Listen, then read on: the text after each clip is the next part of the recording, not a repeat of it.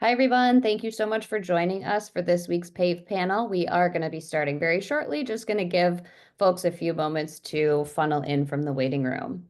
And while we're waiting, as a reminder, you will be able to find the full recording of this panel as well as all of our previous virtual panels on our YouTube channel, on our website at pavecampaign.org, and on our social media at pavecampaign.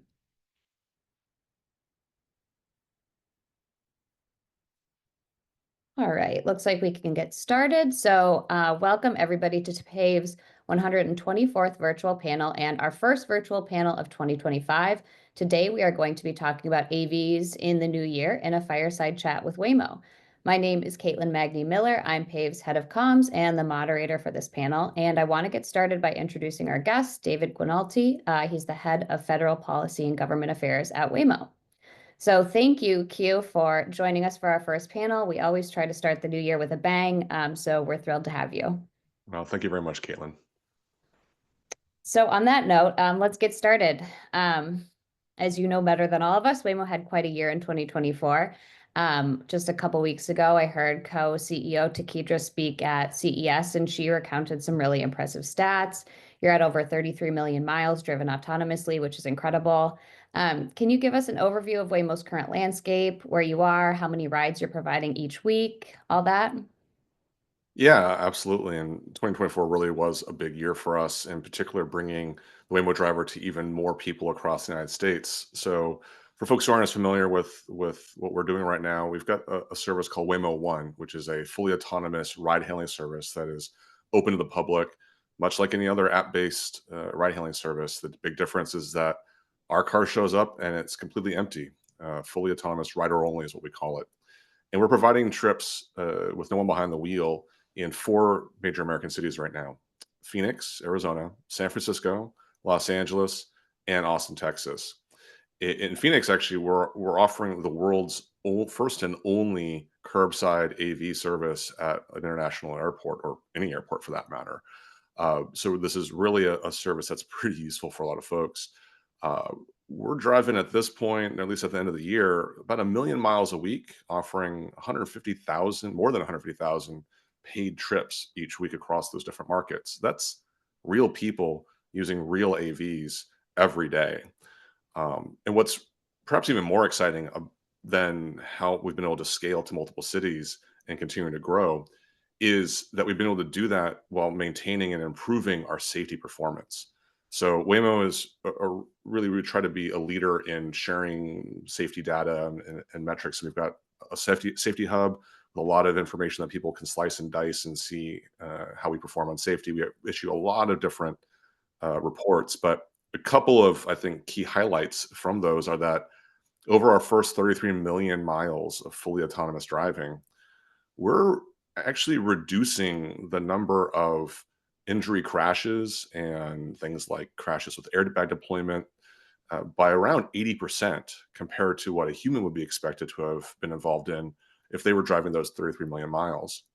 Uh, Another way at looking at the data, we worked with insurance company giant Swiss Re, and they went through our data and they came to a similar conclusion that the Waymo driver is significantly safer than human drivers, with something like around a 90% reduction in bodily injury claims and property damage claims than what human drivers would have been expected to have driven over that 25 million plus data set, million mile plus data set that Swiss Re looked at.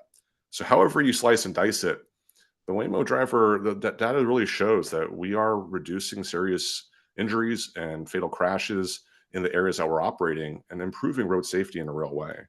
And that's in addition to bringing mobility benefits to people. For instance, something like a third of riders in San Francisco use our service to connect either first or last mile to existing transportation and transit options, accessibility opportunities. And again, like, we're integrated into things like the airport in Phoenix. So really exciting 2024 and looking forward to the future. Really remarkable what you're doing. And I have taken a ride from the Phoenix airport to the city, and I can I'm say really it's jealous. delightful. Oh, that's great. So, to build on that, is there anything you can share about where we might see Waymo expanding in 2025?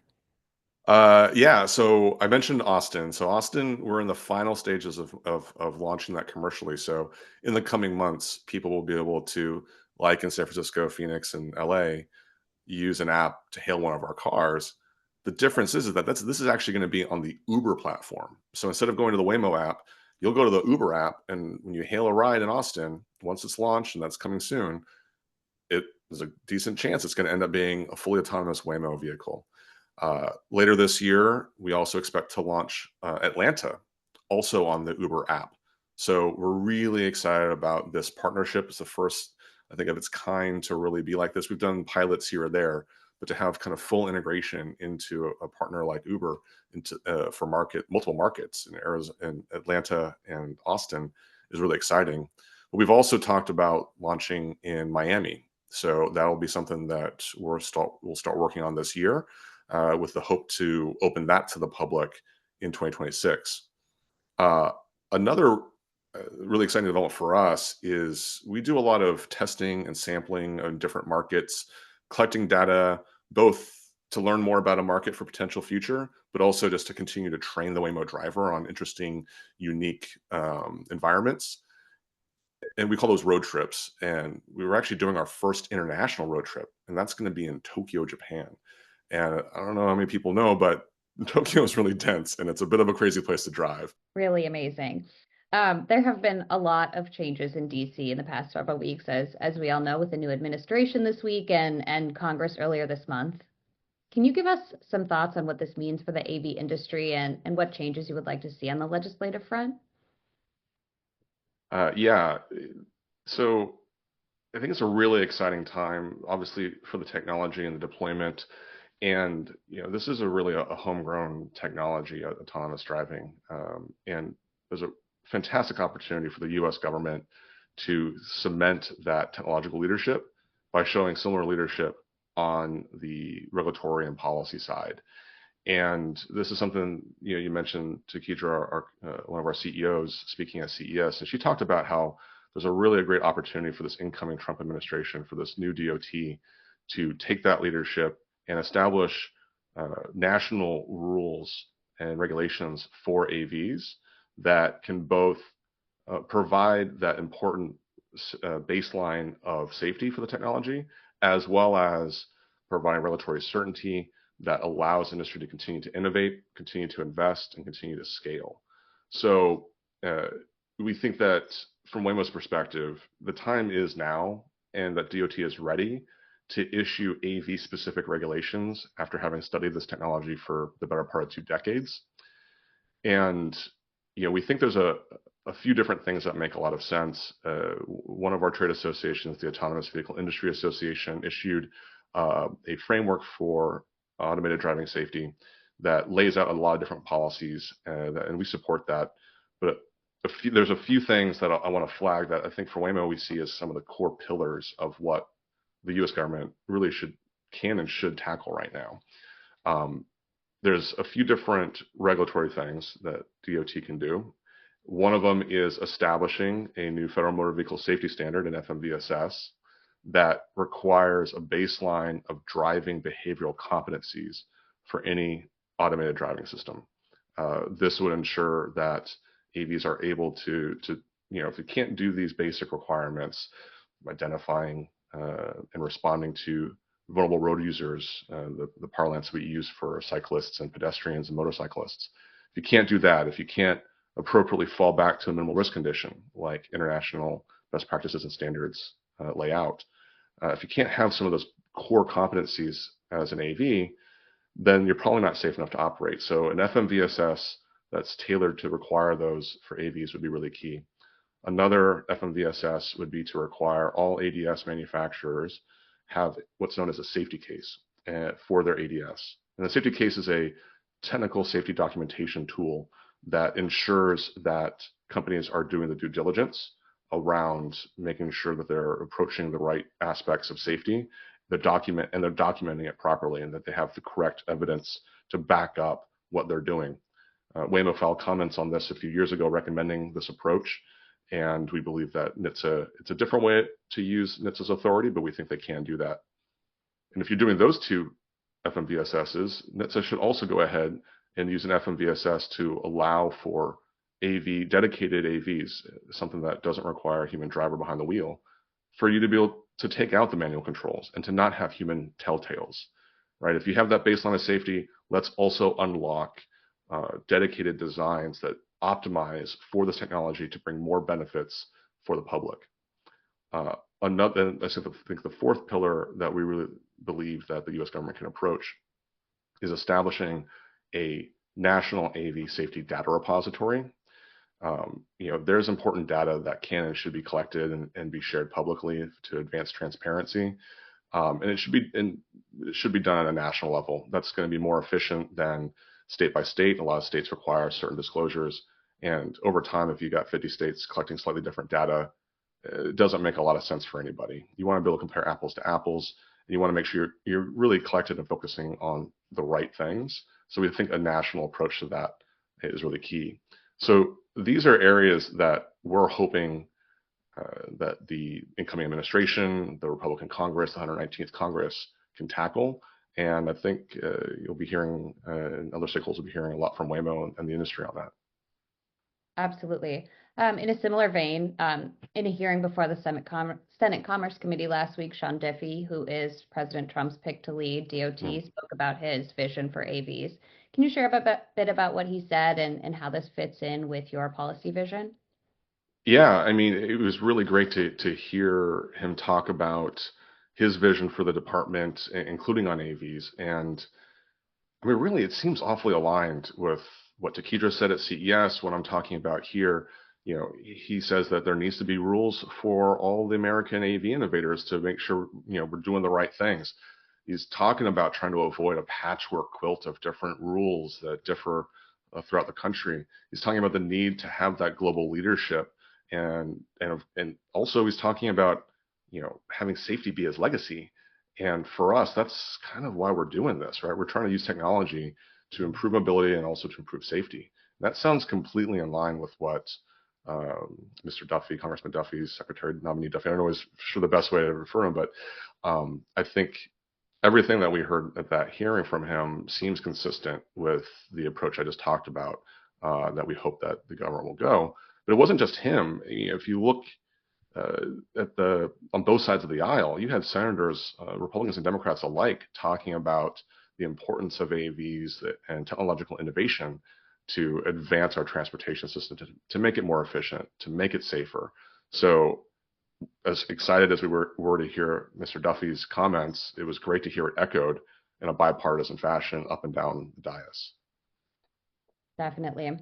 You've touched on this a little bit already, but state governments and the federal government, of course, each have a role in vehicle safety, with the federal government overseeing vehicle standards, whereas states are more in charge of registration, licensing, et cetera. AV manufacturers are engaging with every state to ensure that policies at the state level also work for these new technologies.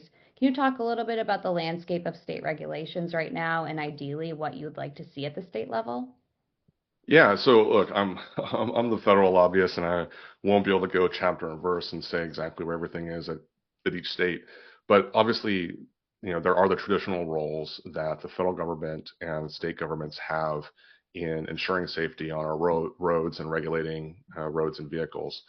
Um, some of those lines get somewhat blurred by the nature of autonomous driving, and also by the actions of different agencies. And I think from Waymo's perspective, when there is a gray area, or particularly when there starts to be overlap between on things like design, construction, and performance, and motor vehicle equipment, it really should be the federal government that is taking the lead to establish a national approach to these sorts of things.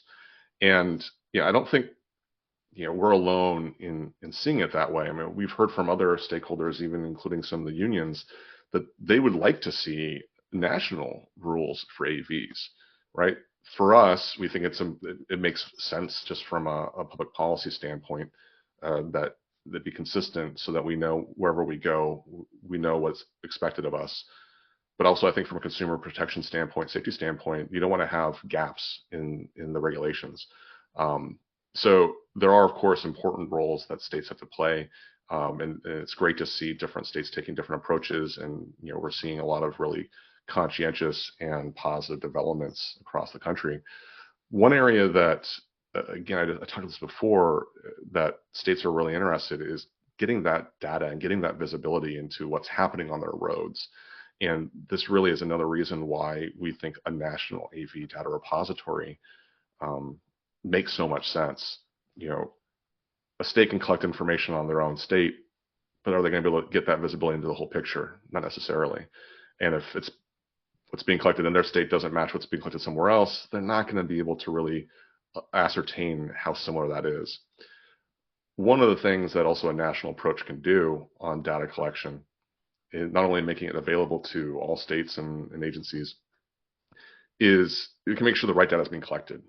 Waymo has worked with a number of global leaders in academia on road safety and traffic safety, other AV developers and insurance companies and other safety folks like that, on a best practice known as the RAVE checklist. It's the Retrospective Autonomous Vehicle Evaluation Checklist. And what this is a best practice on how to assess retrospective data from AV performance in terms of safety, and essentially how to identify what is the right way to look at the data to identify the safety impact of autonomous vehicles on the roads. And using something like this international or this this globally developed best practice, which we're hoping to see adopted into some of these standard setting organizations, but by collecting data in a way that's consistent with the RAVE checklist, we can make sure that the right type of analysis, you've got the right data to do that, looking at the entire United States. So it's one more advantage that I think a lot of states would probably be able to benefit from, is having an access to a tool like that. Absolutely. Really great points. I'm switching gears just a bit here. PAVE hosted a roundtable at CES where we talked about the state of AV technology, regulation, and public engagement. We had your head of comms on our panel, along with the CEO of the LA Urban League, and they talked about the critical role that partnerships play in your deployments. Can you touch a little bit on this, besides needing to ensure regulations work? What other important relationships and groundwork do you need to lay to make deployment successful? Yeah, I think, look, a lot of folks look at Silicon Valley and they think of the old mentality of move fast and break things. And for Waymo, that's literally the opposite of what we're trying to do. We're not going to, and we're not trying to catch anyone off guard. Everyone can see our technology coming. The way that this technology is being deployed in the early years is, at least for us at Waymo, it's we got tests a long time, and then when we come to a new market, we had to master those roads before opening it to the public. And we got to get that timeline shorter, of course, just for our own business purposes. But that's something people are going to see us coming, and we want to bring the community along with us. We need to build trust. Trust is absolutely a core pillar of what will make both Waymo and the technology successful.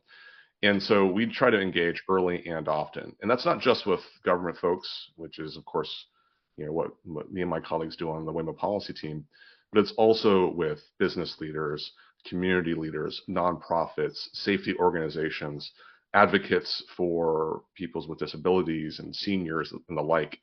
And without that public engagement, and as well as this, the general public and future customers, of course.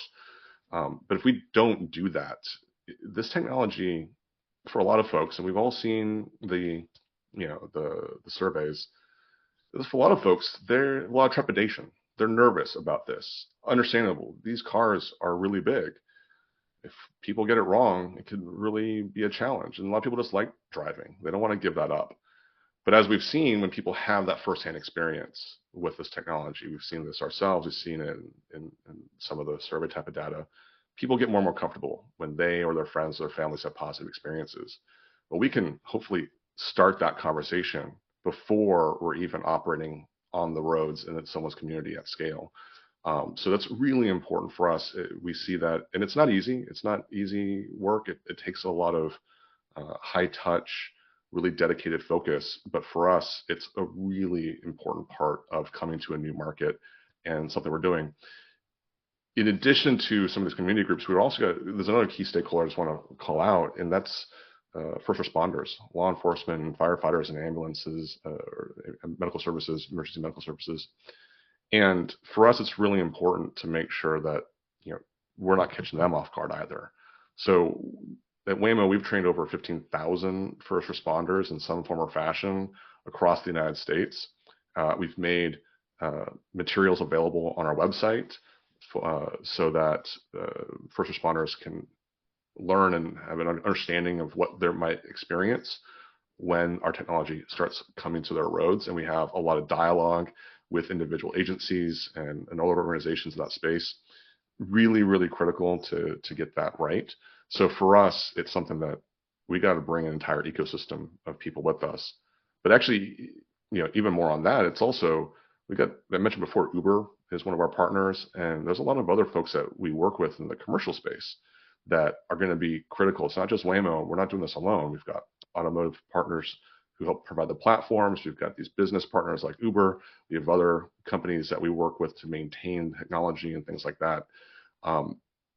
We can build this entire ecosystem of commercial entities that will advance and are necessary to scale the technology as we continue to scale. We can't do that alone. So partnerships with nonprofits, with the public sector, the private sector, you name it, are really a key for us and something we hope that we're leading on. Absolutely. Another conversation that seemed to be everywhere, from my perspective at CES, was AI. How do you see AI changing AV technology in the AV ecosystem? Yeah, I mean, I don't know that it's changing anything in the AV ecosystem because AVs are, the most mature manifestation of AI in the real world, and the Waymo driver is really the cutting edge of that.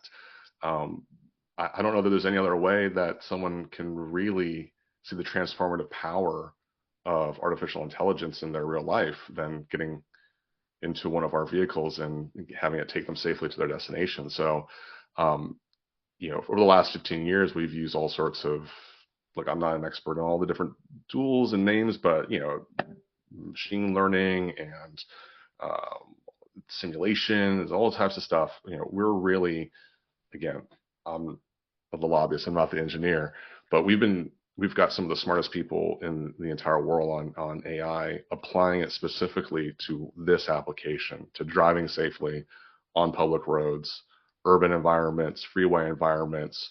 We've worked with on the trucking side. We've done obviously working on passenger ride hailing is our focus right now.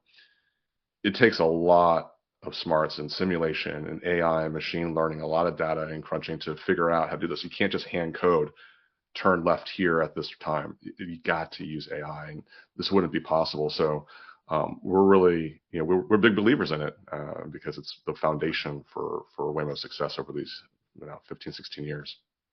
Definitely. All right, we've just got a few minutes left here so for my last question. I'm going to ask you to look into your crystal ball. What is the headline for 2025? What do you foresee for the AV world this year? Well, I think the easiest way to answer that is that millions more Americans are going to have to be able to experience firsthand fully autonomous driving, right, in their communities. I mean, at Waymo alone, we're going to be coming to many more major American cities. Hopefully, in the cities that we're already operating, more and more people will be able to have access to that. I think that's. Then I know other AV companies are also looking to have major milestones this year. I think that's kind of the easy one. But what I hope maybe the headline will be is that the United States takes this opportunity to start moving down that leadership path on the national AV regulatory framework and rule set. There's 350 million, 400 million Americans, and the goal isn't to serve a few more million this year. The goal is to bring autonomous driving to everyone in the United States so they can benefit from the mobility and the safety improvements. And a key factor in that is going to be American policy leadership. So hopefully the headline at the end of the year is going to be the U.S. makes major strides in establishing that AV framework that can be the platform and that sort of fuel on the fire for success for safe deployment of this technology. Absolutely. Well, we're looking forward to following along on your journey this year and excited for what's to come. So Q, thank you so much for taking the time to join us today. We Thank you will very much. I really appreciate it. We'll be posting the full video recording on our YouTube channel and website later this afternoon, so follow us on social media at PAVE Campaign to see that as soon as it's posted. Thank you so much to everybody who attended. We appreciate your participation. Thanks, Caitlin.